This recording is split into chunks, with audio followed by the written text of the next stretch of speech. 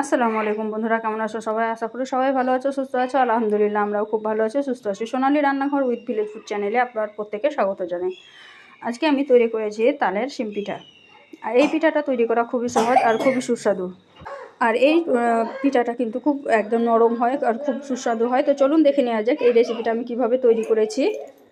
এই পিঠাটা তৈরি করার জন্য এখানে আমি তাল ব্যবহার করেছি। এখানে দুইটা তাল নিয়েছি, তালটাকে আমি কুড়ে নিয়েছি ভালোভাবে। তাল কুড়ুনি দিয়ে আপনারা চাইলে মিহি করে পেস্টও করে নিতে পারেন, এটা বেশি ভালো হয়, কারণ দাঁতে পড়ে তখন খেতে বেশি ভালো লাগে। আর আমি এক বাটি চিনি নিয়েছি। এই দুধটা নারকেলের জন্য এক বাটি চিনি কিন্তু পারফেক্ট, কারণ খুব বেশি মিষ্টি কিন্তু আমাদেরকে ভালো লাগে না। আপনারা যদি বেশি পছন্দ করেন তাহলে আর একটু দিয়ে দিতে পারেন। তো এখন আমি ক্যারামেল তৈরি করে নেব। তার জন্য কড়াইয়ে চিনি দিয়ে দিলাম। চিনি দিয়ে আমি সুন্দরভাবে একটা ক্যারামেল তৈরি করে নেব। আর ক্যারামেল তৈরি করতে কম বেশি সবাই জানেন, লো আঁচে এটাকে হতে দেবেন। দেখবেন সাইডে সাইডে একটা সুন্দর কালার হয়ে আসছে আর চিনিটা গলতে শুরু করেছে, সেই সময় কিন্তু নাড়াচাড়া করে ক্যারামেলটা তৈরি করে নিতে হবে। খুব বেশি পোড়ালেও হবে না।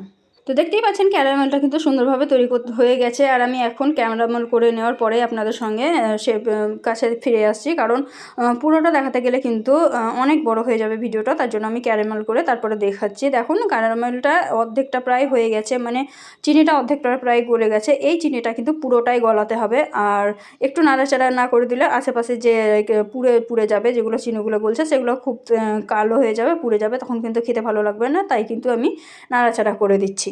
এখানে দেখতেই পাচ্ছেন চিনিটা কিন্তু অনেকটা পুরো কালার চেঞ্জ করে দিয়েছে, গলে গেছে। হালকা হালকা আর চিনি গলতে আছে, তো পুরোপুরি চিনি গলা পর্যন্ত কিন্তু নাড়াচাড়া করবো। এদিকে আমার চিনিটা কিন্তু পুরোপুরি গলে গেল। আর কালারটা দেখতেই পাচ্ছেন কত সুন্দর একটা চকলেট কালার এসেছে। এই সময় আমি কিন্তু এক বাটি আমি চিনি দিয়ে দিলাম। এখানে কিন্তু শক্ত হয়ে যাবে, ভয় করার কোনো কারণ নেই। এই পর্যায়ে আমি কিন্তু দিয়ে দিলাম নারকেল, খোড়ানো নারকেল। তারপরে দিয়ে দিলাম এখানে কিন্তু আমি 2 বাটি থেকে আড়াই বাটি পরিমাণে জল দিয়েছিলাম, যেহেতু নারকেলটা সিদ্ধ হতে একটু জল লাগবে। তারপরে আমি এখানে একটা এলাচ দিয়ে দিয়েছি ফ্লেভারের জন্য।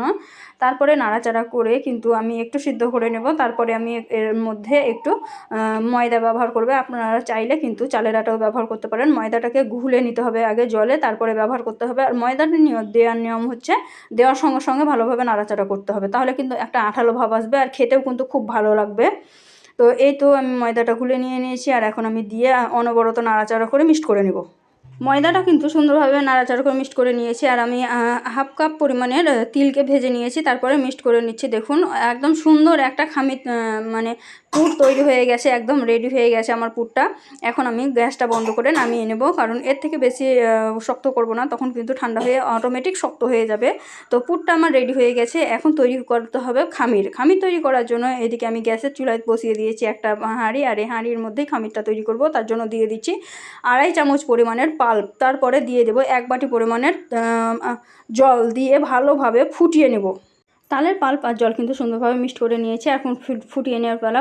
তালের পাল্পটা যখনই ফুটে আসবে সেই সময় কিন্তু আমি এখানে আড়াই বাটি পরিমাণের আটা আমি দিয়ে দিব। দুটা নারকেলের জন্য আড়াই বাটি পরিমাণের আটা কিন্তু যথেষ্ট। তো এখানে আমি চালের আটা দিয়েছি, শুকনো চালের আটা। আপনারা যদি ভিজা চালের আটা দেন তাও কিন্তু সুন্দরভাবে হয়ে যাবে। তো শুকনো শুকনো করে একটা খামির আমি তৈরি করে নিয়েছি, দেখতে পাচ্ছেন। দিয়ে আমি দুইটা থালায় ঢেলে নিয়েছি। আর গরম থাকা অবস্থাতে কিন্তু আমি সুন্দরভাবে মথে একদম সুন্দর সফট একটা ডো তৈরি করে নেব। তো ডোটা তৈরি করার পরে আপনাদেরকে দেখাচ্ছি। কত সুন্দর সফট একটা ডো তৈরি করে নিয়েছি। আর এখান থেকে একটা মোটা লেচি কেটে নিয়ে আমি কিন্তু রুটিটা বেলে নিয়েছি। কম বেশি রুটি সবাই বেলতে জানে, তাই রুটি বেটালাটা দেখালাম না। আর আমি এদিকে এখানে 4টা ফাঁক করে কেটে নিচ্ছি। আপনারা যদি হাতেই তৈরি করেন তাহলে কিন্তু বাটির সাহায্যে গোল গোল করে কেটে নিতে পারেন। আমি এখানে হাতে তৈরি করব না, তার জন্য আমি কিন্তু এখানে হাতে দেখাইনি। তো এই তো আমি একটু বড় করে বেলে নিলাম। তারপরে আমি একটা ছাঁচ নিয়েছি। আপনাদের কাছে যদি ছাঁচ না থাকে তাহলে হাতেও তৈরি করে নিতে পারেন, হাতেও কিন্তু খুব সুন্দর হয়। তো আমি হাতে করে দেখাতে ভুলে গেছিলাম যখন তৈরি করেছিলাম, তো আমি এখন ছাঁচটা দিয়েই দেখিয়েছিলাম শুধু। তো দেখুন আমি ছাঁচের মধ্যে পুর ভরে দিচ্ছি। আর এই ছাঁচগুলো কিন্তু খুব সস্তা, যে কোনো মেলায় এখন পাওয়া যায়, কিন্তু কিনে নিতে পারেন। খুব কাজের জিনিস, খুব ভালো হয়, তাড়াতাড়ি কাজ হয়। তো আমি পুরটা একটু বেশি বেশি করে ভরবো, যেহেতু এটা ভাপে তৈরি হবে, তার জন্য পুরটা না বেশি ভরলে কিন্তু খেতে ভালো লাগবে না। তো এইভাবে চেপে দিলেই কিন্তু একটা সুন্দর ডিজাইনের সিম পিঠা তৈরি হয়ে রেডি হয়ে যাবে। দেখাচ্ছি দেখুন। এই তো দেখুন আর কত সহজে এটা ছেড়ে চলে আসছে, দেখুন। এই দেখুন কতটা সুন্দর হয়েছে।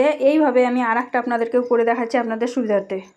তো একইভাবে আমি কিন্তু আরেকটা সিম পিঠা আপনাদেরকে তৈরি করে দেখিয়ে দিলাম। দেখুন কত সুন্দর হয়েছে। তো একইভাবে কিন্তু আমি অনেকগুলো তৈরি করে নিয়েছি। অনেকগুলো বলতে এক ভাপে যতগুলো করা যায় ততগুলো তৈরি করে নিয়েছি। আর এখন আমি এগুলোকে ভাপ দিয়ে দিব। তো দেখতেই পাচ্ছেন কত সুন্দর ডিজাইন হয়েছে। তো এগুলোকে ভাপ দেওয়ার জন্য কিন্তু আমি কুকারে জল বসিয়ে দিয়েছিলাম। তো জলটা কুকারে না নিয়ে আমি পরে গামলায় নিয়ে নিয়েছিলাম। আর এখন আমি এই তো একটা ঝুড়ি নিয়েছি, ঝুড়িতে কিন্তু আমি এভাবে একে একে সাজিয়ে দিয়ে দিচ্ছি এগুলোকে। কিন্তু ওই গামলায় যে জল রেখেছি সেইগুলো সেই জলের উপরে রেখে ঢাকা দিয়ে এগুলোকে একটু ভাপ দিয়ে দিব। আর প্রথমে জলটাকে ফুটিয়ে নেবেন, তারপরে হালকা করে আঁচ করে ভাপটা দিয়ে দিবেন, তাহলে কিন্তু বেশি ভালো হবে। তো এই তো আমি কুকারটা নিয়েছিলাম, কুকারটাতে কিন্তু জল দিয়েছিলাম, কিন্তু এই কুকারের জলটা মানে ভাপটা দেওয়ার জন্য ঠিক মতন বসছিল না, তার জন্য কিন্তু আমি চেঞ্জ করে গামলায় করে নিয়েছিলাম। দেখতেই পাচ্ছেন কত সুন্দরভাবে কালার হয়েছে আর কত সুন্দরভাবে হয়ে গেছে। আর এগুলো কিন্তু খুব সফট হয়। তো এগুলোকে আমি একবারে সবগুলো করে নিয়েছি, তারপরে দেখাচ্ছি। দেখুন থালার মধ্যে নিয়ে নিয়েছি, আর দেখতে কতটা সুন্দর লাগছে দেখুন, একদম ফুল পিঠা মনে হচ্ছে। আর এটা কিন্তু খুবই সফট হয়েছিল, আর খেতেও কিন্তু দুর্দান্ত হয়েছিল। আর আমি তোমাদেরকে দেখাচ্ছি, দেখো কালারটাও কিন্তু একদম ন্যাচারাল সুন্দর একটা কালার এসেছিলো। কিন্তু এইভাবে তোমরাও তৈরি করে নিতে পারো, আর এগুলো কিন্তু অনেকদিন সংরক্ষণ করেও খেতে পারা যায়।